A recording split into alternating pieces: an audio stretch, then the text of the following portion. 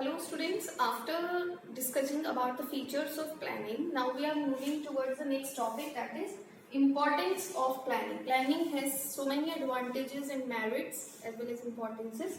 So we will discuss today. First importance is it provides direction.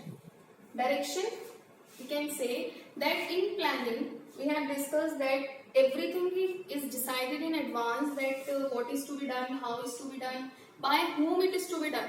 Okay, by whom we can say that employees are having very much clarity in their mind that what is the exactly work they have to perform in the organization, because everything has been planned in advance. So it makes it very clear in the minds of each and every person. The particular direction has been provided to them in the planning, that exactly what they have to do.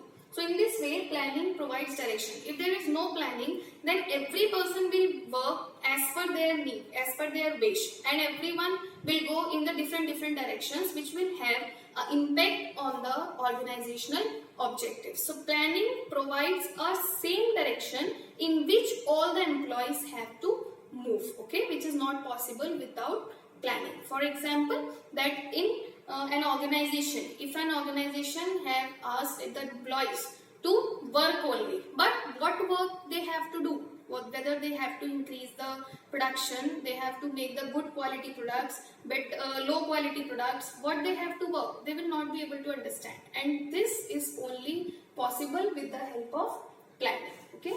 Next importance is it reduces the risk of uncertainties. As we have discussed that planning is always done for future, okay, and future is uncertain. In planning, a manager tries to make some assumptions and predictions for the future, that what can happen in the coming future. But as we can say that future is uncertain, anything can happen in future. We cannot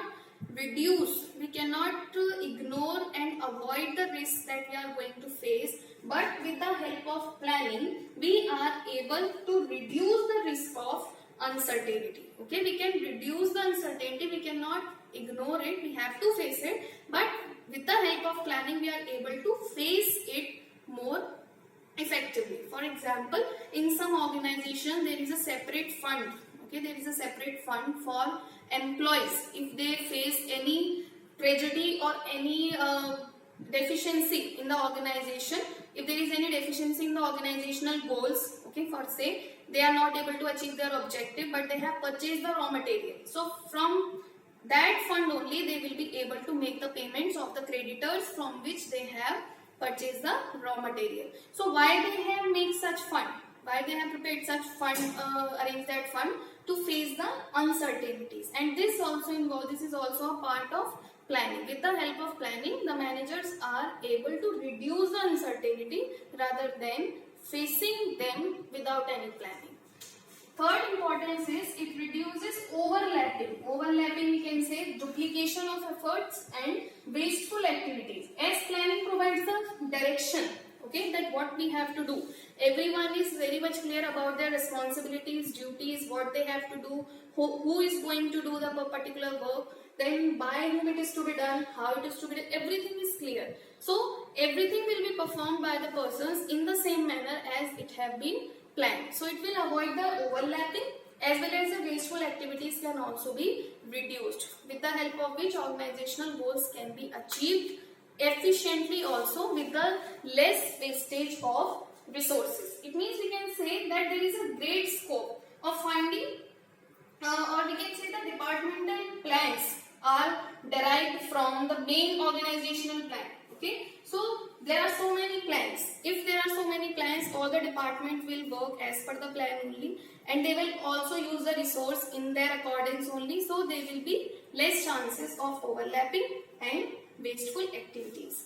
Next importance is it promotes innovative ideas. It means it forces the manager to think something new, as planning is done for the future. So every manager tries to think some innovative and new, so that their objectives can be achieved. So in this way, planning also makes the managers more innovative, as planning process forces the managers to think differently and assume the future conditions. As I have said that planning is always done for the future. So managers try to think something new and make new assumptions and predictions for the future, and it will help in creating and promoting innovative ideas in their mind. Okay, we can say in organization where the managers are not allowed to make any plan and to think, so it reduces the creativity. Everyone will become the blind followers, everyone will not think something new. But in planning, the managers are forced to think something new so that they can achieve the organizational goal, and which promotes their creativity as well as their innovative ideas. Next importance is it facilitates decision making. It means everything which has been planned. Okay, it involves decision making. It facilitates decision making, as we have explained you that planning is done for the future, and with the help of planning we try to select the best alternative which is available in front of us among many. So it will also help in decision making, that what are the different decisions that we have to take. With the help of planning we are able to decide that which is the best decision, as the predictions and the goals help the manager to take fast decisions. For example, I have taken the example of a lady who is going to buy a dress, a red dress only. So if she is having so many dresses in front of her, so the planning will facilitate her, planning will help her in making decision fastly and quickly. She will not be confused among the so much alternative which is available in front of her. Sixth is it establishes standard for controlling. What is controlling? Controlling means comparing the actual performance with the planned one. Okay, if there is not any planned activity, any not planned target, then how will you compare the performance of your employees? Okay, for example, you have planned that we have a wish that we will achieve a target of 50,000 units, sale of 50,000 units in a particular month. So this is planning. 50,000 units is a plan that you have made.